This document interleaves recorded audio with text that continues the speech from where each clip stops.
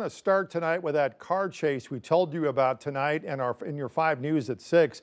Police tell us the chase began in Sequoyah County and came across the Garrison Avenue Bridge into Fort Smith. This video of the chase coming into Fort Smith. Fort Smith police say it ended when the suspect's car crashed on Savannah Street at Old Greenwood Road near the airport. This is video of that crash. You can see the car flipped on its top in the ditch there in the foreground or the background. The chase involved drug task force officers out of Sequoyah County. We have not heard back from them as to exactly what happened. We also learned tonight University of Arkansas will mandate the display of the 10 Commandments in every building and in every single classroom. They will become the first public university in the country with such a mandate. This all stems from Act 573 passed during this year's legislative session. It requires the 10 Commandments be hung in every public school classroom and library. A U of A spokesperson told us the posters going up were recently donated. Today, students had mixed reactions to this news.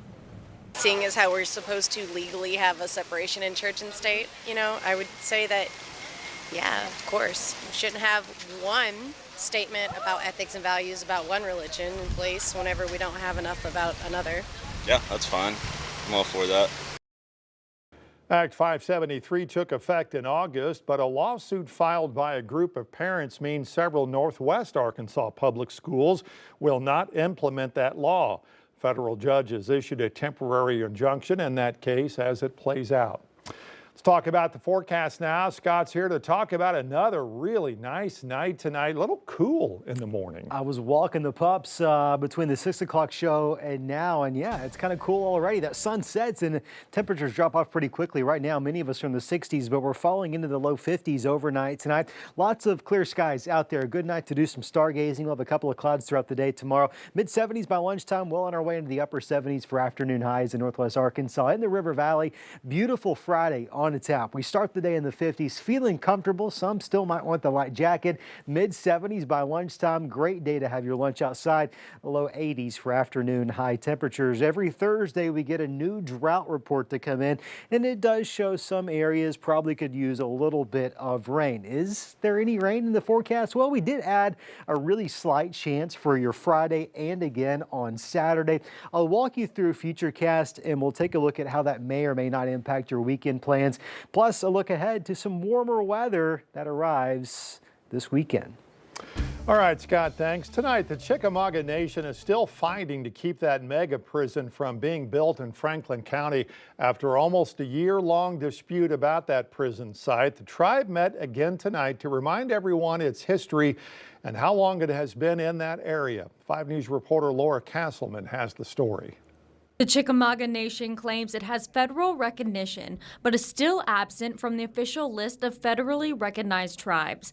This has caused confusion and frustration within the tribe and among local supporters. Educating not only citizens, but the state on who we are and what our rights are in this area. Justin Flanagan is the Western Region Medal Chief of the Chickamauga Nation. He says they need to be included in all projects. When we initially made the claim that we consider that an archaeological site out there on Mill Creek Mountain, we were called absurd. The Arkansas Governor's Office sent us a statement saying the Chickamauga are not a federally recognized tribe and there is no evidence that Indian artifacts are present at the Franklin County prison site. This not only upset the tribe. They have no way of telling if there are artifacts present.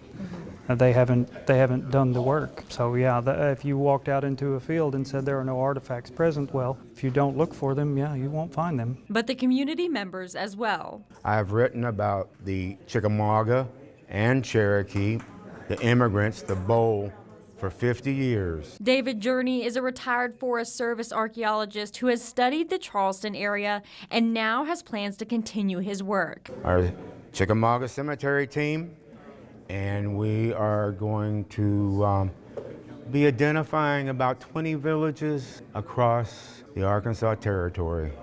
Part of our traditional cultural properties inventory. Journey says his research has led him all the way from Russellville right to the proposed building site in Charleston. The prison is right in the middle of it all, and we have cemeteries all around them. It's important that not just the people here in Arkansas, but across the nation understand that we are federally recognized by treaty. Jimmy Kirsch is the antler chief of the Chickamauga Nation. He says just because they aren't on the list of federally recognized tribes doesn't mean they aren't one. We are federally recognized by statute and Supreme Court ruling. Chief Kirsch says they will never give up the fight. Our entire family lines are buried in the lands around here, across the street from the prison. Can't give up. We never will, because it's our land. I did reach out to the Arkansas Department of Corrections for a statement and haven't heard back. In Charleston, covering news where you live, Laura Castleman, 5 News. It didn't take long for law enforcement to catch up to an inmate who walked away from a prison in LaFleur County. Oklahoma Department of Corrections says this man, Brandon Baker, walked away from the Hamilton Correctional Center in Hodgen this afternoon. He was found a few hours after he escaped. The 38-year-old is serving a 5-year prison term for failure to register as a violent offender. Oklahoma Ethics Commission has opened up a new investigation into former State Superintendent Ryan Walters' departure.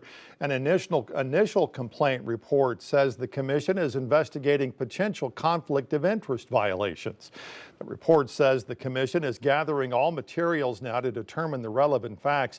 It is now examining whether Walters' close tie to an anti-teachers union nonprofit he now leads may have created a conflict of interest while he was still in office. The investigation comes after Walters resigned to take a leadership role with the Teacher Freedom Alliance. A third person has now been arrested in a cold case out of Delaware County in East Oklahoma. Bradley Majors was arrested and charged with first-degree murder. This comes after James Larson and Penny Larson were charged last month for murdering a 20-year-old man in 2014.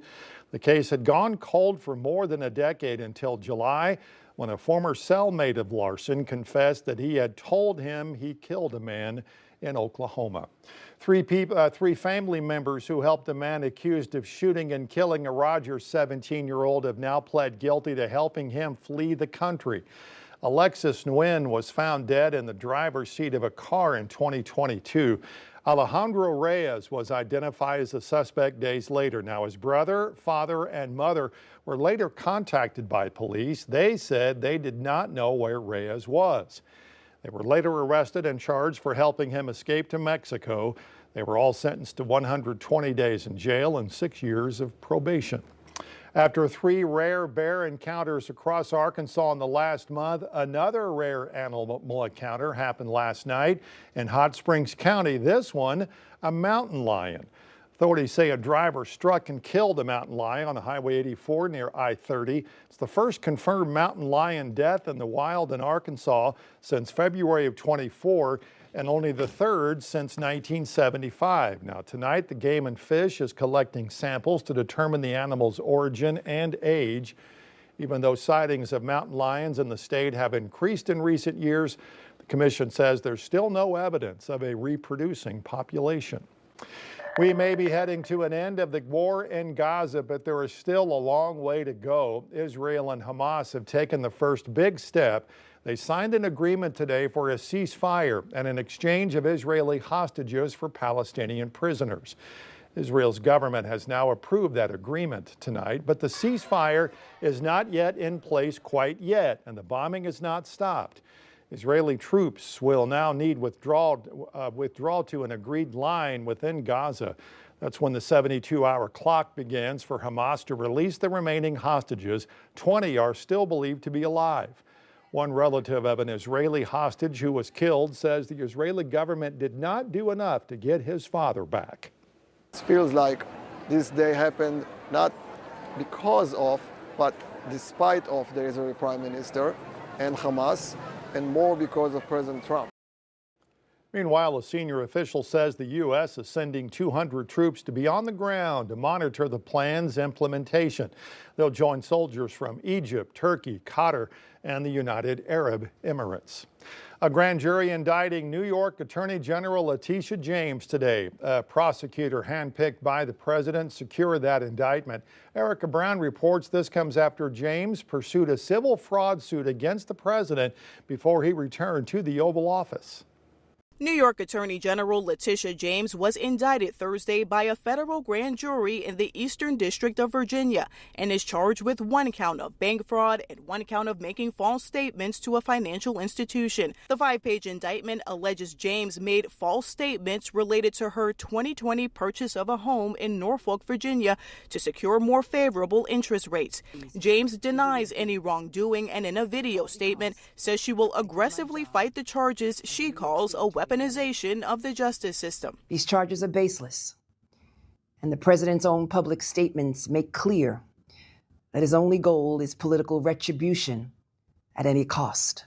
Last year, Letitia James secured a civil judgment of hundreds of millions of dollars against then former President Trump and his business for fraudulently inflating real estate assets, but an appeals court later tossed out the judgment. Last month, President Trump publicly urged Attorney General Pam Bondi to look into James, former FBI Director James Comey, and California Democratic Senator Adam Schiff, who is also under investigation by the Justice Department. All Americans should be concerned about this kind of raw abuse of the power of the Justice Department. James's indictment comes just 2 weeks after a grand jury also indicted Comey on charges of lying to Congress. Erica Brown, CBS News, Washington.